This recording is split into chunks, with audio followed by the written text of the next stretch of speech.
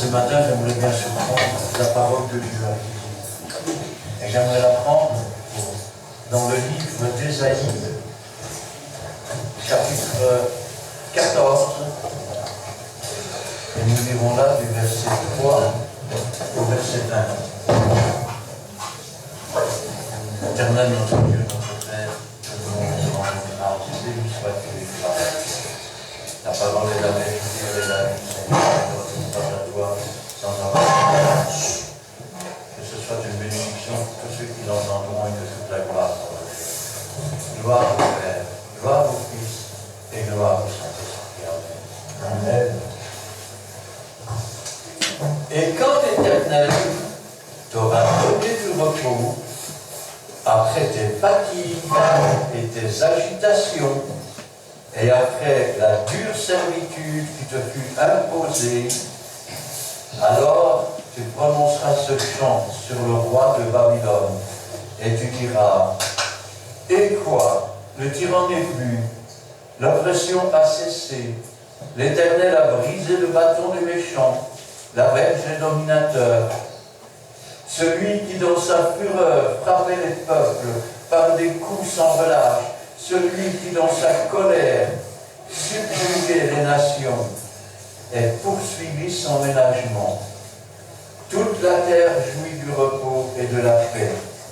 On éclate en chant d'allégresse, les cyprès même, les cèdres du Liban se réjouissent de ta chute. Depuis que tu es tombé, personne ne monte pour abattre. Le séjour des morts s'émeut jusque dans ses profondeurs pour t'accueillir à ton arrivée. Il réveille devant toi les ombres, tous les grands de la terre, et fait lever de leur trône tous les rois des nations. Tous prennent la parole pour te dire, toi aussi tu es sans force comme nous, tu es devenu semblable à nous, ta magnificence est descendue dans le séjour des morts, avec le son des luttes, sous toi une couche de verre, et les vers sont ta couverture. Te voilà tombé du ciel, astre brillant, fils de l'aurore, tu es abattu à terre, toi le vainqueur des nations. Tu disais en ton cœur, je monterai au ciel, j'élèverai mon trône jusqu'au-dessus des étoiles de Dieu. Je m'assiérai sur la montagne de l'assemblée, à l'extrémité du septentrion. Je monterai sur le sommet des nues, je serai semblable au Très-Haut, mais tu as été précipité dans le séjour des morts, dans les profondeurs de la fosse. Ceux qui te voient fixent sur toi leur regard, ils te considèrent attentivement. Est-ce là cet homme qui faisait trembler la terre, qui ébranlait les royaumes, qui séduisait le monde, qui réduisait le monde en désert, qui ravageait les villes et ne relâchait point ses prisonniers? Tous les rois des nations, oui, tous reposent avec bonheur, chacun dans son tombeau. Mais toi, tu as été jeté loin de ton sépulcre.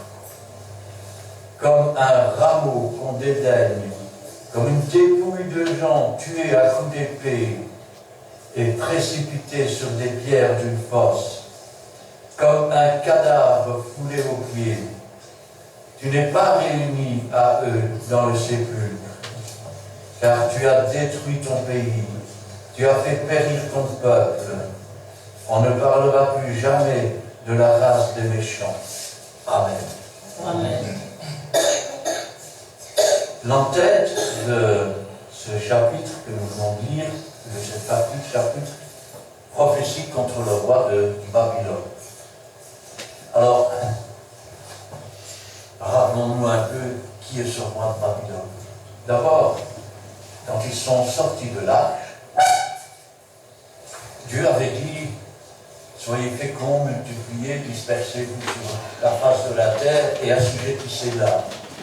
Mais quand ils ont commencé à devenir plus nombreux, ils ont commencé à se laisser influencer. Pas par Dieu. Dieu avait donné ses ordonnances, ses lois, ses ordres. Non, ils se sont laissés influencer par quelqu'un d'autre.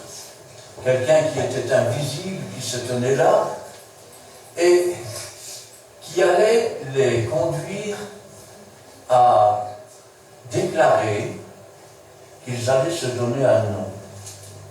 Ensuite, qu'ils allaient se construire une ville pour ne pas se disperser sur la face de la terre, pour, je vais dire, désobéir à Dieu. Alors, la question que le peuple peut se poser alors, mais comment accéder à Dieu dans la désobéissance?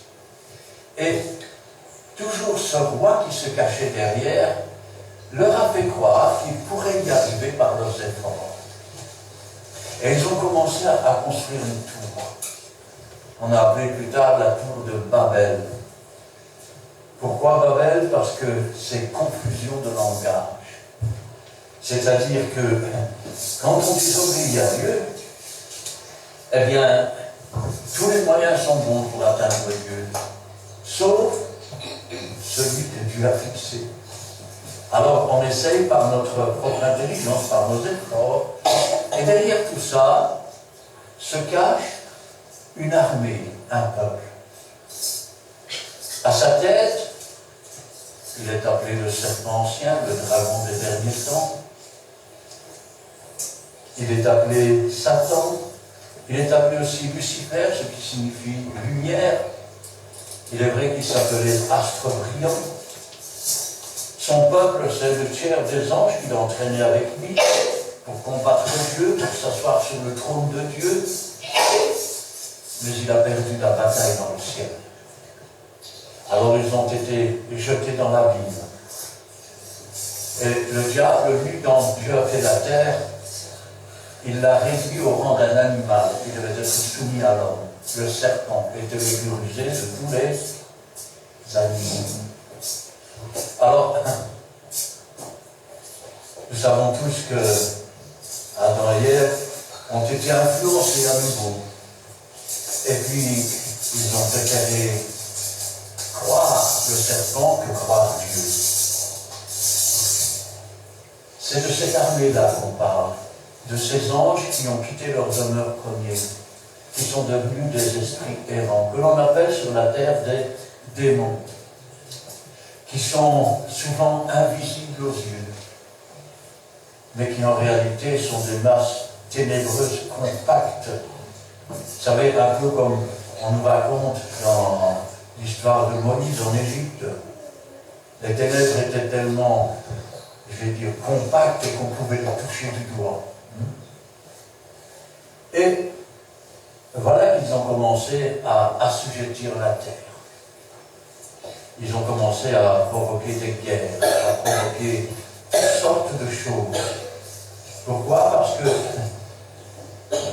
ayant quitté leur demeure première, ils n'avaient qu'un choix pour s'exprimer. Et pour s'exprimer, comme étant des esprits errants, c'était d'entrer dans les gens et de s'en servir pour faire leur plan, de les diriger en quelque sorte.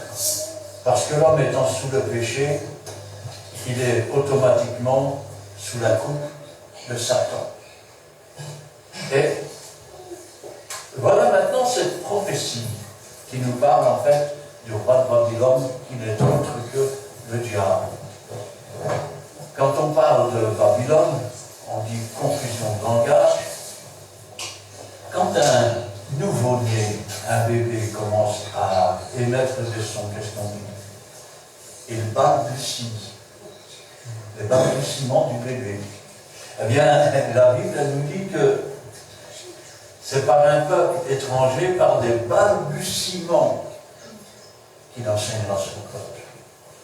Ça veut dire que, déjà nouveau-né, un chrétien commence à rendre témoignage. Vous savez, quand je suis rentré chez moi, ce jour-là, il y avait mon beau-frère, il y avait ma soeur, ma femme, qui ne croyait pas à l'époque. Et quand j'ai dit Jésus est dans mon cœur, c'était des balbutiements, c'est tout ce que je savais dire. Mon beau-frère et ma soeur se sont regardés tout bêtes, et ma femme elle a dit maintenant il est devenu fou. Quand l'Éternel t'aura donné du repos, a du repos. Dieu a donné du repos. Tenez par exemple, il a dit à Moïse, vous travaillerez 6 jours, et le 7e sera le jour du repos. Alors c'est une image, c'est une prophétie. Tenez par exemple, quand ils sont arrivés dans le pays promis, que le pays promis a été partagé du temps de Josué. Que nous dit la Bible? Le pays est en repos, et la Bible nous dit, Josué ne leur a pas donné le repos, car il y a un autre repos. Et j'ai envie de dire, laissez reposer celui qui est baptisé du Saint-Esprit. Quand l'Éternel t'aura donné du repos, après les fatigues et les agitations, vous savez, quand Dieu est allé chercher son peuple en Égypte, Dieu a dit à Pharaon, qui est aussi l'image du diable, laisse sortir mon peuple d'Égypte. D'abord, il a dit, je ne laisserai pas sortir, je ne te connais pas. Et puis après, les fléaux commençaient à s'abattre l'un et l'autre. Ce qu'on appelait les 10 plaies d'Égypte. Ces 10 plaies d'Égypte sont une image.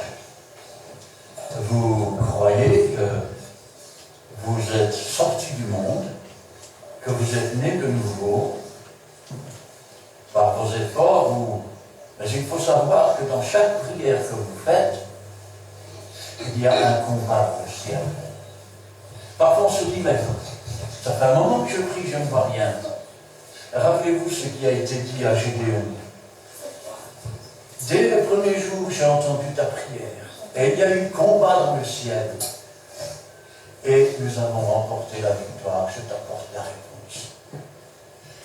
Quand je pense à cela, j'ai dit, Seigneur, c'est vrai que quand on est de nouveau, il y a de l'agitation. C'est l'acceptation de Jésus. C'est la sortie du péché, c'est être lavé, c'est être purifié, c'est être réconcilié avec Dieu. Vous savez, dans l'ancienne alliance, c'était autrement. Quand arrivait ce que l'on appelle la fête de la moisson est grande et il y a peu d'ouvriers. Quand arrivait la fête de la moisson, on prenait des gerbes de blé, et on les agitait devant Dieu. Ces gerbes étaient faites de tiges de blé séparées les unes des autres.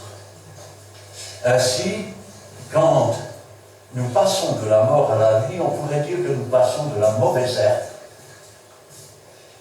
au nouveau blé. Le blé, c'est, on va dire, les serviteurs de Dieu, les servantes de Dieu. Et les anges sont les moissonneurs. L'ivraie, ben, c'est tout ce qui est inconverti, c'est tout ce qui fait semblant, c'est tout ce qui... c'est tout ce qui est conduit par Babel ou par son roi. Et ces gerbes étaient agitées devant Dieu. C'est un peu l'image du chrétien qui est né de nouveau, qui a pris son engagement de bonne conscience devant Dieu, et maintenant, il va commencer à marcher. Pour cela, le Saint-Esprit va lui donner des dons.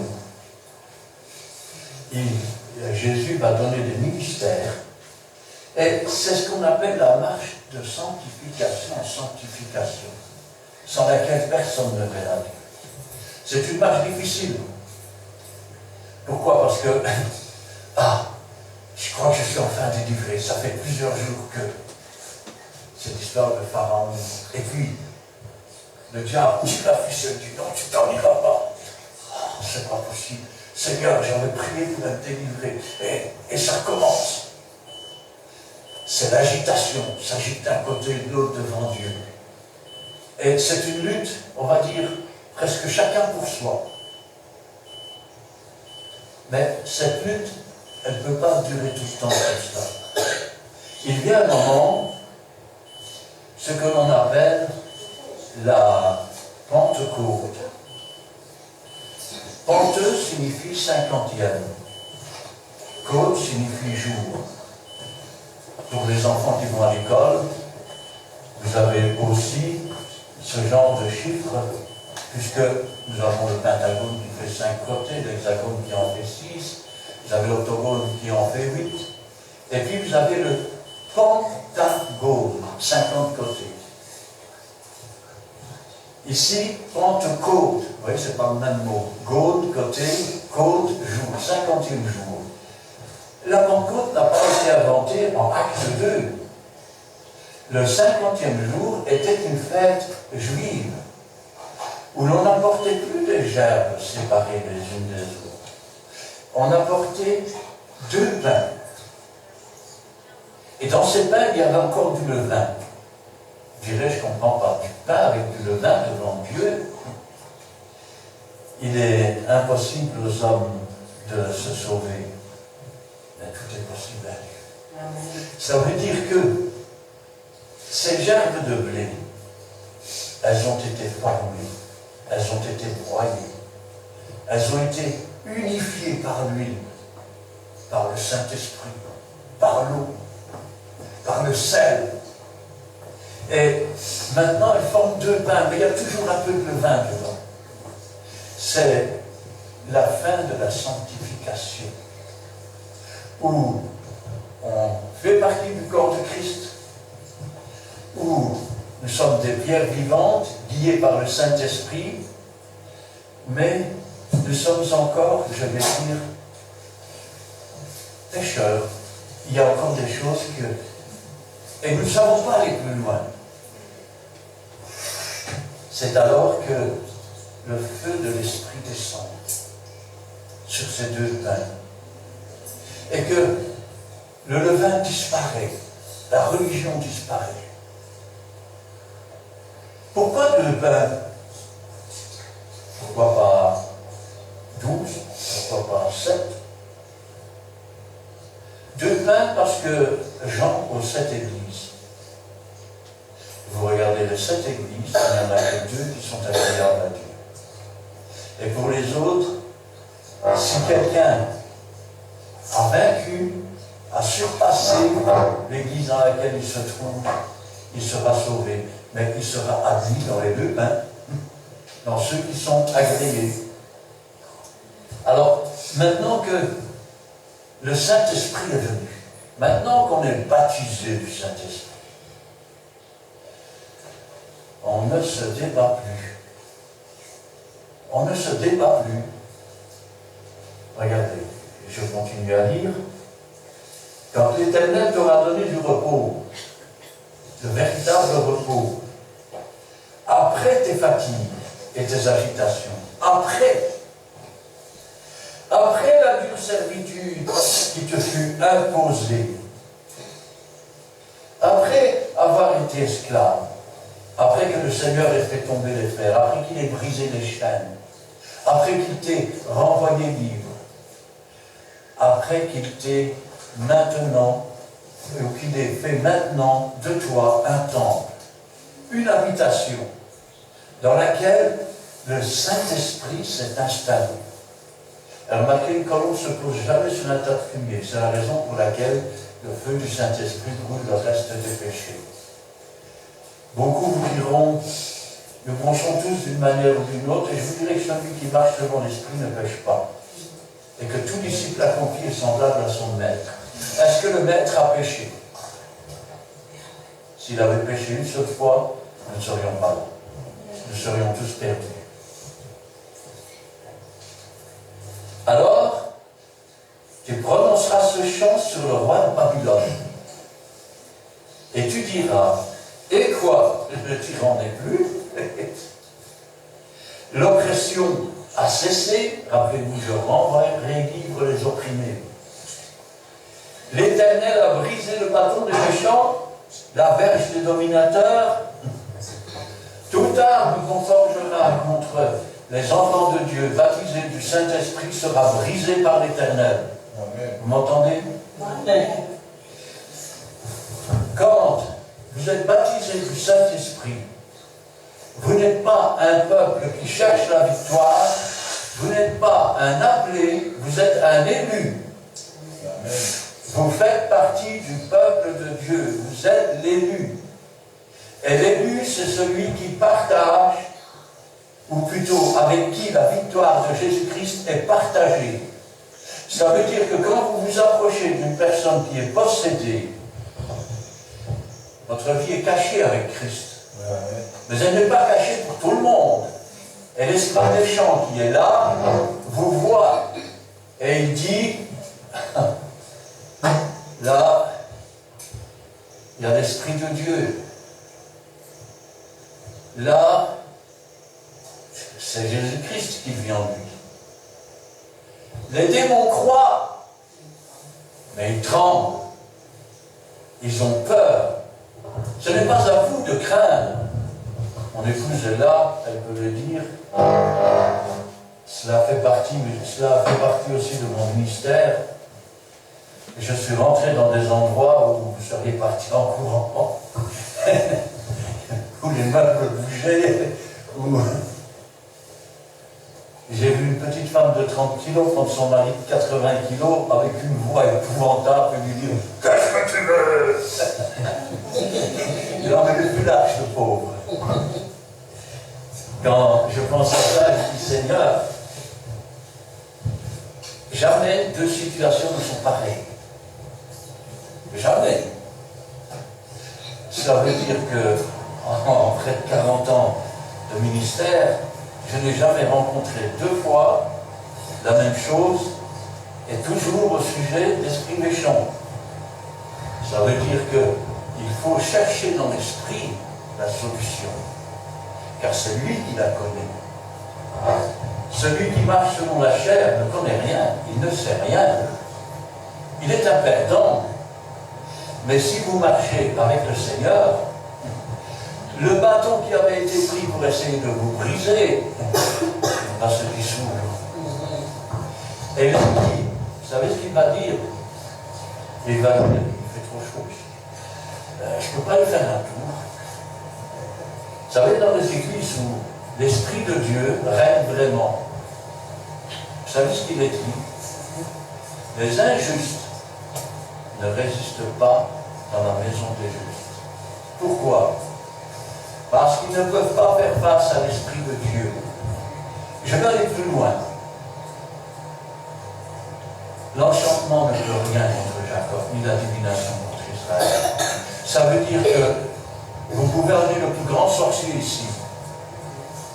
S'il a affaire à quelqu'un qui est baptisé du Saint-Esprit, il ne pourra rien lui faire. Il ne pourra rien lui faire. Vous pouvez appeler tous les marabouts que vous voulez. Jésus a vaincu cette victoire, il nous la donne avec le baptême du Saint-Esprit pour marcher sur les serpents, sur les scorpions, pour dire à l'ennemi, au nom de Jésus, sors. Et c'est bien la voix du chrétien, mais c'est la puissance du Saint-Esprit et la puissance de Jésus qui lui dit de s'en aller. Or, il a déjà été vaincu. Ça veut dire que dans le ciel, le diable a été vaincu par Dieu et par ses anges. Sur la terre, le diable a été vaincu par Jésus-Christ à la croix du Calvaire. Ces démons ne sont qu'une armée de perdants. Dans certaines églises, c'est presque devenu, je vais dire, de l'occultisme. Il faut faire attention parce que, oh, les démons, vous savez, c'est des choses terribles.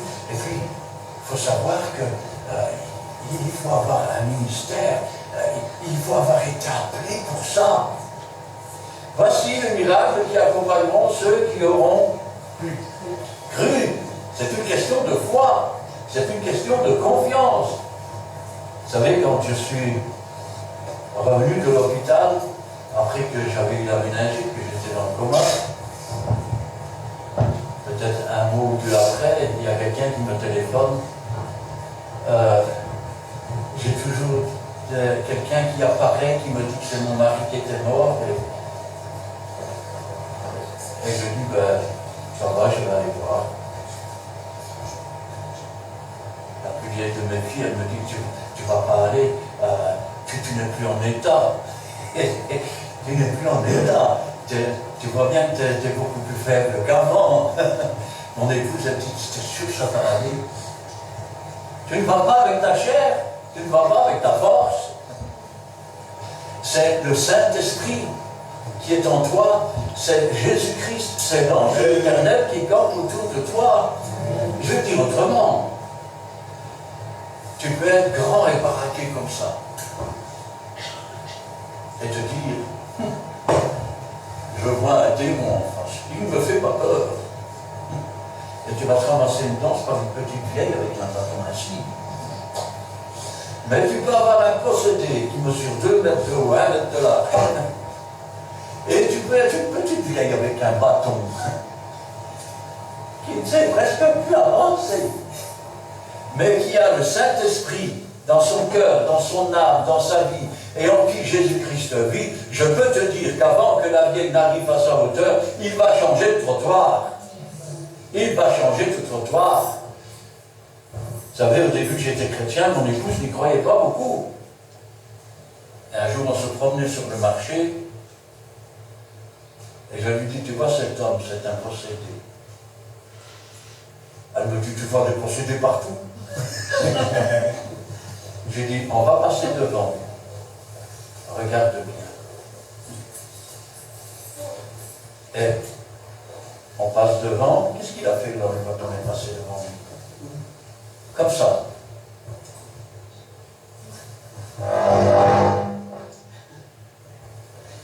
Pourquoi? Parce qu'il ne pouvait pas supporter la présence du Saint-Esprit. Il savait que j'avais parlé de lui avant. Et il craignait que je ne m'attaque à lui. Ce n'est pas vous qui devez avoir peur des démons. Ce n'est pas vous qui devez avoir peur des magiciens, des marabouts, de tout ce que vous voulez. C'est eux qui doivent avoir peur. Vous savez ce que c'est qu'un retour de flamme? En langage spirituel, c'est quand un marabout, quand un sorcier, quand une sorcière, quand des batteuses de cartes, des enchanteurs font des choses pour vous atteindre. Et pour cela, ils invoquent les esprits méchants, qui, eux, se déplacent pour venir faire ce qu'on leur a demandé de faire, puisque tous ces gens sont des serviteurs du diable. Mais quand il arrive, il y a la présence du Saint-Esprit, il y a la présence du Seigneur. Et tout ce qu'ils arrivent à faire, c'est attraper sur leurs doigts. Et vous savez ce qu'ils font à ce moment-là? Ils retournent d'où ils viennent, et la personne qui les a envoyés, c'est elle qui reçoit la punition qu'elle avait envoyée contre vous. Ça s'appelle un retour de flamme. Ce que je suis en train de dire, c'est que nous ne parlons pas, quand on parle du baptême du Saint-Esprit. Les Juifs, ils veulent voir des miracles. Les Grecs veulent la sagesse. Mais nous prêchons Christ. Pourquoi Dieu a-t-il donné le pouvoir aux hommes de faire partir les démons? Vous savez, j'ai déjà eu l'occasion d'être assis en face d'une personne démoniaque et de lui parler de Jésus. Alors, ça donne quelque chose de singulière. Pourquoi? Parce que vous ne parlez pas à la personne qui est en face de vous simplement, mais vous parlez à deux personnes. Ça donne à peu près ceci. Tu sais que Jésus est mort pour toi sur la croix. Vous avez le mou qui se déchaîne. Oui, mais moi, celui qui vient m'embêter, tous ceux qui m'ont embêté, ils sont morts. Mais la personne ne s'en rend pas compte. Ah non. Et alors vous lui répondez, oui, mais le sang de Christ a purifié, a effacé. Et l'enchantement ne peut rien contre Jacob. Nous sommes plus que vainqueurs en Jésus. Tu sais qu'il a donné sa vie pour toi. Ce pouvoir que Dieu a donné, il l'a donné. Peut-on rentrer dans la maison d'un homme fort sans lier avant? Il nous donne le pouvoir de lier cet homme fort pour qu'il doive se taire, pour qu'il n'ait rien à dire, et pour que la parole de Dieu puisse entrer dans l'âme de celui qui la reçoit. Comprenez? Comment est-ce possible une chose pareille? quand tu aurais la connaissance de toutes les langues, toute la science, quand tu ferais tous les miracles que tu veux, si tu n'as pas l'amour qui est en l'un qui résonne. Si tu regardes la personne comme une personne dépravée, c'est zéro. Mais si tu as l'amour des âmes, alors tu vas aimer l'âme qui est en face de toi. Pas le bonhomme, on n'en a rien à faire. Qu'il soit beau, qu'il soit laid, qu'il soit moche, quelle que soit sa nationalité, on n'en a rien à faire. Tu vas aimer l'âme qui est en face de toi. Et tu vas haïr d'une haine parfaite l'esprit qui est en lui. Vous savez ce que c'est qu'une haine parfaite? Ce n'est pas haïr dans le sens de vouloir détruire ou quoi que ce soit, c'est comme une indifférence totale. Tu me menaces, je te réponds, je te détruis, puis c'est tout. Pourquoi? Parce que tu as conscience. Conscience que tu n'es pas en face d'un adversaire qui est dangereux, que tu n'es pas en face d'un adversaire qui est capable de te faire quoi que ce soit. Il a été vaincu à la croix du Calvaire. C'est un perdant. Vous savez, c'est comme... Comment est-ce que je peux expliquer ça? La différence qu'il y a entre le chrétien et l'esprit méchant. Eh bien, le chrétien, on pourrait dire que c'est un gros Saint-Bernard. Et puis l'esprit méchant, c'est un chihuahua. Ça veut dire que Saint-Bernard, d'un coup de gueule, il peut le prendre et le secouer et en faire ce qu'il veut. Mais vous remarquerez que le Saint-Bernard, même si le chihuahua, il aboie tant qu'il peut, il va tourner autour indifférent, comme ça. Pourquoi? Parce qu'il sait qu'il est vainqueur. Et il sait que l'autre est perdant. Il n'a pas besoin de démonstration. C'est là tout le secret. Ils sont vaincus. Ils ont été vaincus dans le ciel. Ils sont vaincus sur la terre. Dieu vous a donné la victoire contre le monde. Car vous n'êtes plus du monde. Il vous a donné la victoire contre la chair. De toute façon, la chair et le sang n'hériteront pas le royaume des cieux.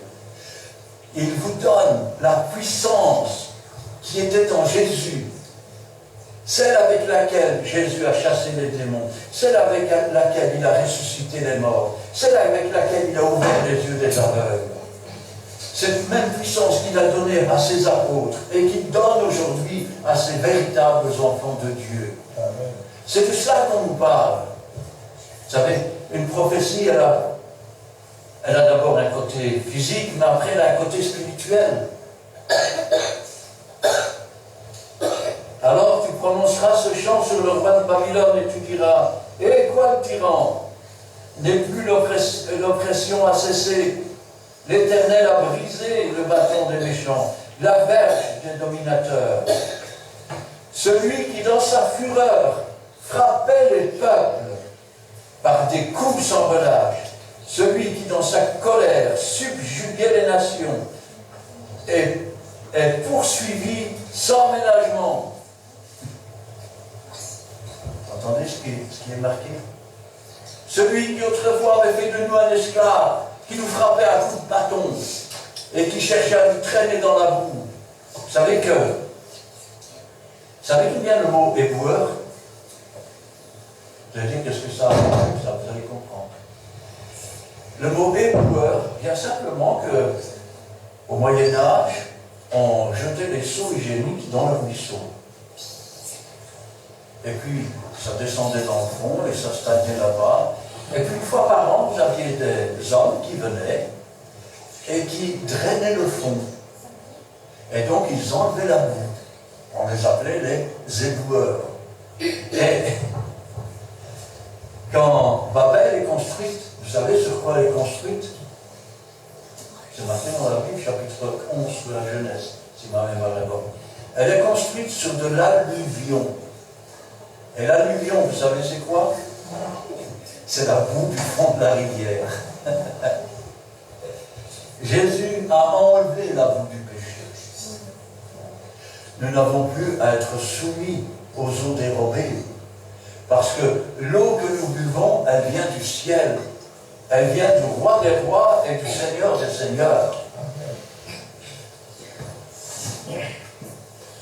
Toute la terre jouit du repos et de la paix.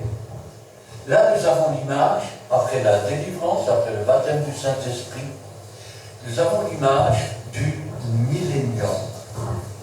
C'est-à-dire du moment où nous allons revenir avec Jésus-Christ pour régner sur la terre.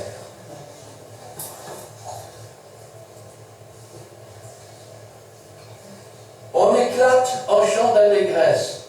Les cyprès même, les cèdres du Liban se réjouissent de ta chute. Depuis que tu es tombé, personne ne monte pour nous battre. Le séjour des morts s'émeut jusque dans ses profondeurs pour t'accueillir à ton arrivée. Il réveille devant toi les ombres, tous les grands de la terre, les ombres, les esprits méchants. Il fait lever de leur trône tous les rois des nations. Tous prennent la parole pour te dire, toi aussi tu es sans force. Vous savez de qui il parle? Il parle du diable. Ce diable qui aujourd'hui est l'accusateur des frères. Ce diable qui aujourd'hui vient accuser les frères devant Dieu. Mais rappelez-vous toujours que nous avons Jésus-Christ comme avocat. Ce diable qui, après l'enlèvement de l'Église, lors des noces de l'agneau, sera jeté dehors.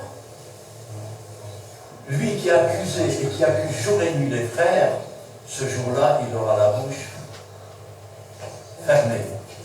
Et comme c'est un animal, je dirais même la gueule fermée.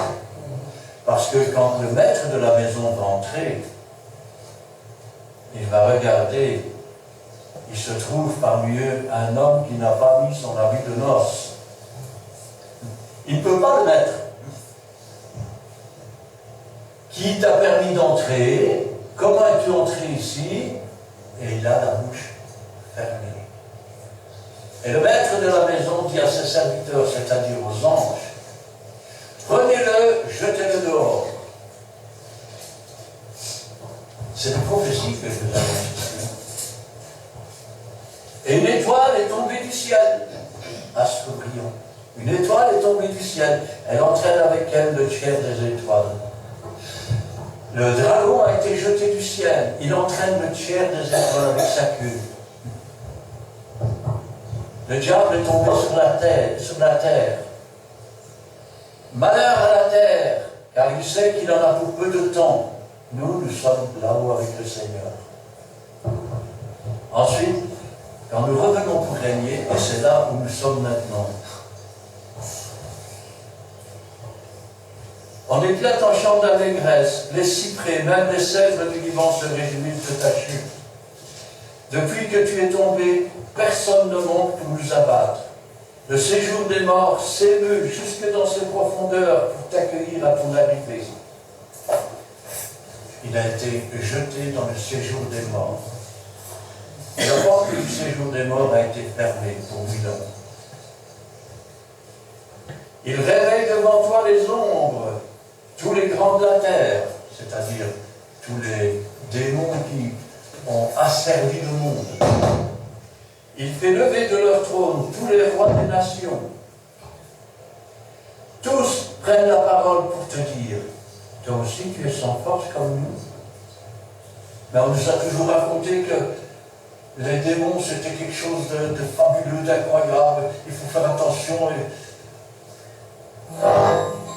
Armando Valumando. C'est comme nous.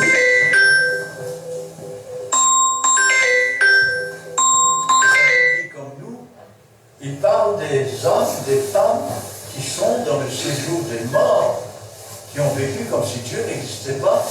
Tu es comme nous, on pensait que tu étais exceptionnel.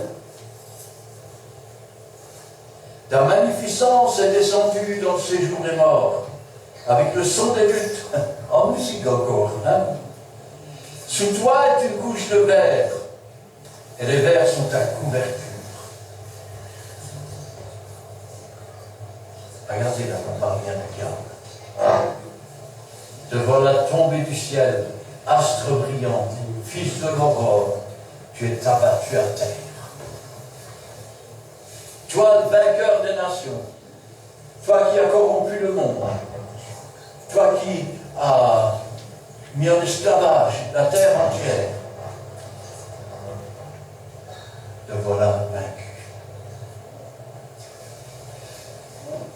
Quand il parle ici de vainqueur des nations, rappelez-vous qu'il parle des nations du monde.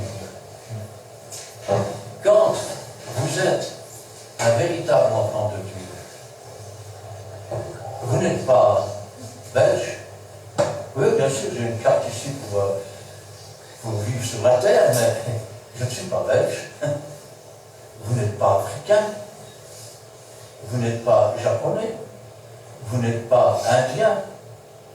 Vous n'êtes pas wallon ou flamand. Vous n'êtes pas Hutu ou Tutsi.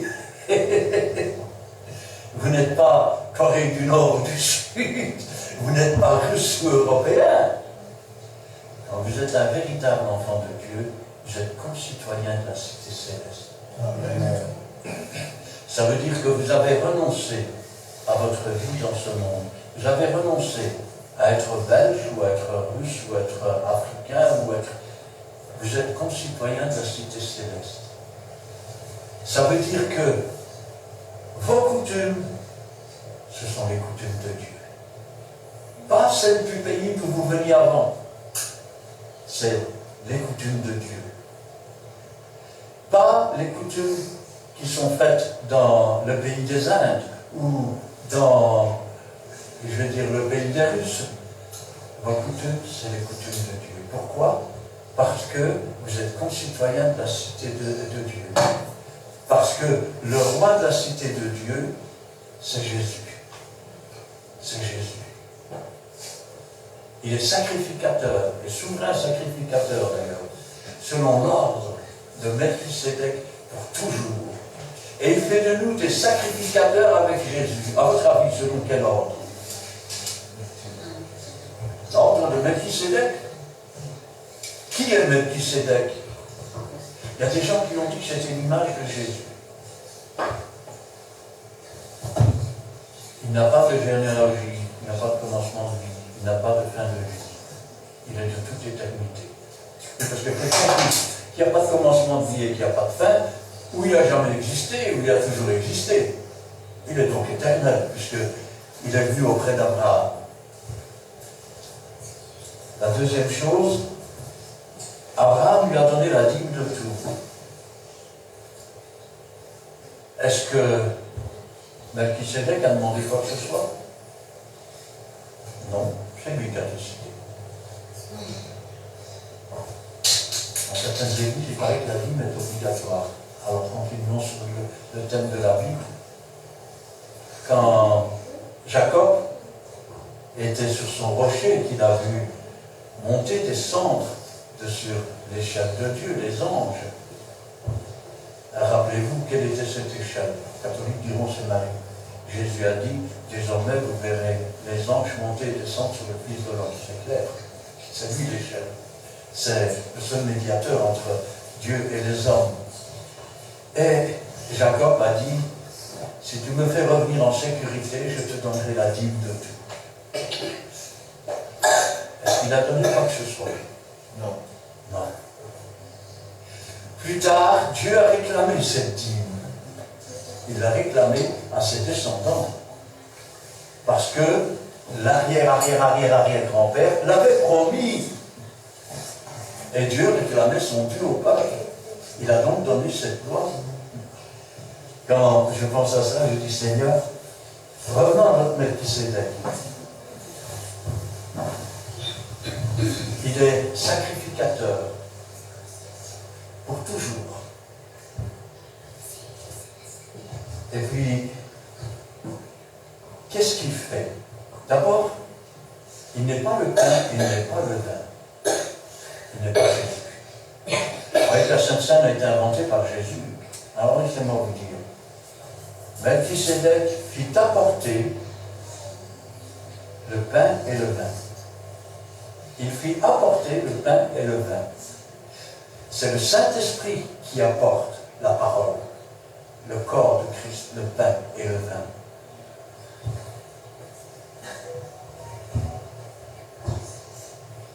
Et Melchisédek l'a béni. C'est toujours le supérieur qui bénit l'inférieur, mais jamais l'inverse. Il est marqué dans la Bible, Abraham a vu mon jour. Quand est-ce qu'il a vu le jour du Seigneur? Au jour où il a rencontré Melchisédek. Au jour où Melchisédek a pu apporter le pain et le vin. Parce que Melchisédek est plus qu'un homme. Le ministère des hommes était fait selon l'ordre d'Aaron. Et les hommes mouraient les uns après les autres. Mais le ministère de Melchisédek est une fois pour toutes. C'est pour ça que Jésus a un ministère d'autant plus important qu'il n'est pas un ministère qu'il a obtenu d'un homme, mais qu'il est selon l'ordre ou à la manière de Melchisédek. Il s'est offert à la manière ou selon l'ordre du Saint-Esprit. Alors, tout cela, je vous le dis pour que vous compreniez que le Saint-Esprit est une personne réelle. Que quand on est baptisé du Saint-Esprit, on n'est plus un appelé, on est un élu. Le péché ne doit plus exister, il a été brûlé par le Saint-Esprit. Nous sommes le temple et nous habitons. Rappelez-vous ce que disait David. David, qui n'a jamais construit le temple, il a préparé les matériaux, mais c'est son fils qui l'a construit. Il a dit, j'habiterai dans la maison de l'Éternel tous les jours de ma vie. Comment pouvait-il habiter dans la maison de l'Éternel puisqu'elle n'était pas construite? Et il a dit, ma coupe déborde. Jésus a dit, celui qui vient à moi, des fleuves couleront de son sein, selon ce qu'a dit l'Écriture. Quand nous sommes baptisés du Saint-Esprit, nous habitons dans la maison de Dieu. Le frère a dit tout à l'heure, s'offrir comme sacrifice sur l'autel, c'est un culte raisonnable. Eh bien, quand on est baptisé du Saint-Esprit, on ne s'appartient plus. On habite dans une maison qui ne nous appartient pas. Et j'irai plus loin. Vu que la chair et le sang n'héritent pas le royaume des cieux, nous habitons dans une tente. En attendant de revêtir notre domicile céleste. Parce que même si le corps est semé corruptible, il ressuscitera incorruptible. Même s'il est semé infirme, il ressuscitera plein de force. Nous sommes dans une tente, en attendant que le Saint-Esprit rende la vie à nos corps mortels. Si du moins, il habite en nous. Si du moins, il habite en nous. Et quand le Saint-Esprit habite en nous, rappelez-vous ce que disait l'apôtre Paul, ce n'est plus moi qui vis, c'est Christ qui vit en moi. Ça veut dire que vous ne vous appartenez plus. Vous habitez dans une maison, ce n'est pas la vôtre. Quand vous habitez dans la maison de quelqu'un, vous faites ce que la personne vous dit. Vous êtes donc les serviteurs et les servantes du Dieu Melchisédek, du Dieu Saint-Esprit. Vous êtes celui qui va vous conduire à Jésus. Et vous êtes les obéissants de Dieu Jésus. Et vous appartenez à Dieu le Tout-Puissant. Ça veut dire que celui qui a fait la terre, qui a fait le ciel, qui a fait toutes choses, la moindre petite herbe, celui qui a fait tout l'univers, et rendez-vous compte que la terre n'est qu'une poussière. Une poussière sur la terre. Et Dieu a porté les regards sur cette poussière.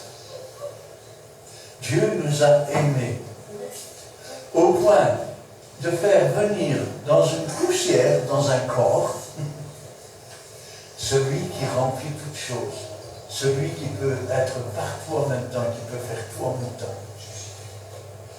Pour que nous, un jour, nous puissions connaître comme nous avons été connus. Quand Dieu nous regarde, nous voyons l'apparence. Dieu regarde au cœur. Dieu regarde au cœur. Et quand Dieu regarde au cœur, tout est mieux découvert devant lui. Rien n'est caché. Tu peux éteindre la lumière, tu peux te cacher dans un coin et dire personne ne me verra. Dieu te Dieu le sait. Ça veut dire que si tu veux être rempli du Saint-Esprit, si tu veux être baptisé du Saint-Esprit, il faut vraiment t'attacher à Jésus et aimer le Seigneur de tout ton cœur, de toute ta force, de toute ta pensée. Quand on est vraiment, je veux dire, ou quand une femme est vraiment amoureuse d'un homme, ce qui s'appelle amoureuse, hein? Quand le téléphone sonne, qu'est-ce qu'elle fait? Laisse-moi, j'y vais. Oh, c'est pas lui, c'est pour toi. Elle est déçue quand c'est pas lui. Mais elle attend. Beaucoup de chrétiens aujourd'hui ne s'attendent plus à rien. Excusez-moi l'expression, mais ils font leur petite prout de prière, leur petite prout de connexion. Mais est-ce qu'ils s'attendent à quelque chose? Est-ce qu'ils s'attendent à quelque chose? Seigneur, je ne sais pas à quoi je dois m'attendre. Il y a plein de gens qui parlent du baptême du Saint-Esprit, mais je ne sais pas c'est quoi. Et je voudrais bien savoir, Seigneur. Et le Seigneur va te montrer les choses dont tu dois te défaire, une après l'autre. Si tu obéis quand il te demande une petite chose, il va te donner une plus grande. Ça veut dire que si tu obéis dans une petite chose qu'il va te demander, il va te donner quelque chose de plus grand à faire. Et avec ces choses plus grandes, il va te donner les capacités pour les faire. Et il viendra un jour où tu seras arrivé, on peut dire, à la fin de ta sanctification. Tu es toujours un appelé, mais tu ne seras pas allé plus loin. Il est impossible aux hommes de se sauver. C'est là que tout est possible à Dieu. C'est là que le Saint-Esprit descend, qui vient habiter à l'intérieur de toi. C'est là que tu es un élu. C'est là que maintenant, la force qui était en Jésus est en toi. L'esprit qui était en Jésus est en toi. Les pensées qui étaient en Jésus sont en toi. Comme Jésus est un avec le Père et avec le Saint-Esprit, tu deviens un avec le Père et le Saint-Esprit. Ça va parfois conduire à des choses bizarres. Le matin, tu te lèveras pour aller voir quelqu'un, et puis d'un seul coup, la tristesse va t'envahir. Une tristesse épouvantable. Tu te demandes, mais pourquoi je suis triste comme ça? Pourquoi j'ai envie de pleurer? Pourquoi? Et puis quand tu arriveras à l'endroit où tu dois aller, peut-être qu'on essaiera de te faire passer pour un voleur, pour un menteur, pour... Heureux serez-vous. Et tu diras, ah, j'ai compris. Dieu ne voulait pas que je sois trop triste à ce moment-là. Et donc il a mis la tristesse maintenant pour que quand j'arrive, je sois imperturbable.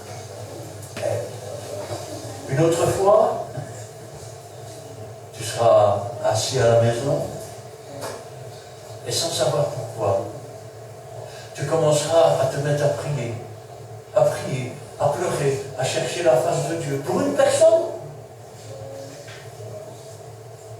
Et ton cœur sera lourd tant que tu n'auras pas terminé ta prière. Et au moment où ton cœur sera dégagé, que ta prière sera terminée, tu te diras qu'est-ce qui vient de se passer. Et peut-être tu apprendras qu'un frère ou une sœur était en train de mourir. Et qu'à une telle heure, il s'est relevé. Et tu diras, Seigneur, tu as entendu ma prière. À ce moment-là, tu commenceras à la fois à être heureux, mais on ne peut pas expliquer. Vous savez, même quand j'en parle, parfois j'ai les larmes qui sont prêtes à couler. Parce que c'est tellement grand, c'est tellement beau. Et Dieu peut te montrer des choses que tu n'imagines même pas. Vous savez, un jour, Dieu m'a montré, c'était comme une maison en bois.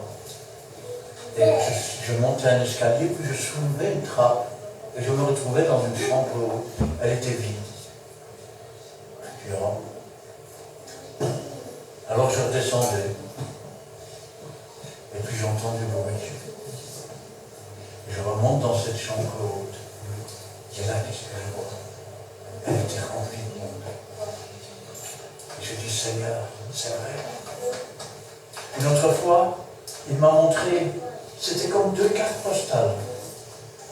Il y avait une église au-dessus et une église en dessous. Identiques. Il y avait une pelouse avec des petites barrières blanches et une porte d'entrée là-bas. Identiques les deux. Et puis je voyais des gens qui sortaient des deux églises. Et arrivé au bout, chacun ouvrait la barrière et sortait. Mais ceux qui faisaient partie de l'église en haut s'en allaient vers le haut. Et ceux qui faisaient partie de l'église en bas s'en allaient vers le bas. Dieu va te montrer des tas de choses comme ça pour te faire comprendre qu'il y a l'église d'en bas, c'est celle qui fait semblant, qui suit par le Dieu. Il y a l'église d'en haut. L'église en haut, elle est glorieuse. L'église d'en haut, elle ne fléchit pas les genoux.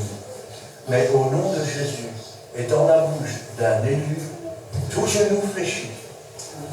Tant dans le ciel que sur la terre. Et quand vous invoquez le nom de Jésus à ce moment-là, sachez toujours bien que vous êtes vainqueur. Vainqueur. Tant que tu ne seras pas arrivé au bout, tant que tu ne seras encore que du blé que l'on agite, dis-toi bien que ça va être une lutte, ça va être un combat. Parfois, tu n'obtiendras pas la victoire tout de suite.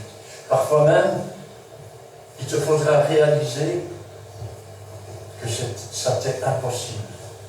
Et alors tu diras, Seigneur, j'ai tout essayé, j'y arrive pas. Si vraiment c'est ça que tu veux faire de toi-même. Et là, dans ton humilité, Dieu va t'élever et il va, je vais dire, détruire cette chose que tu ne peux pas combattre. Parce qu'il est le même, hier, aujourd'hui, éternellement. Et j'arrêterai là pour aujourd'hui. Amen.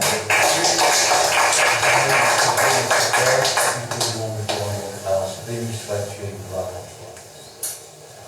Parce que c'est ta victoire, Seigneur. Parce que c'est ton esprit. Parce que c'est ta puissance. Parce que c'est ta parole. Elle ne retourne pas à toi, Seigneur, sans avoir fait ta volonté.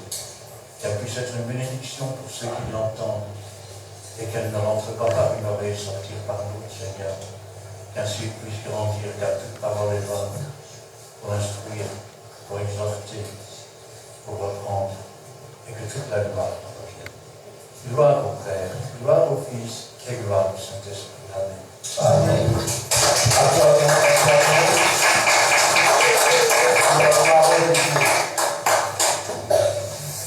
Bien-aimés, nous sommes arrivés